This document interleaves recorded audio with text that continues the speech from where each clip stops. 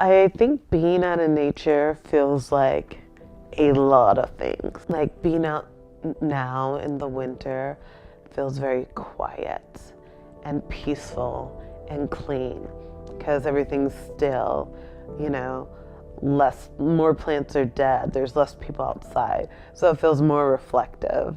Being outside in the summertime feels like goddess's gift or something. And then sometimes you're challenging yourself. So being outside is hard. Sometimes you're thinking a lot. So being outside can be a lot of turmoil inside or a lot of insight inside.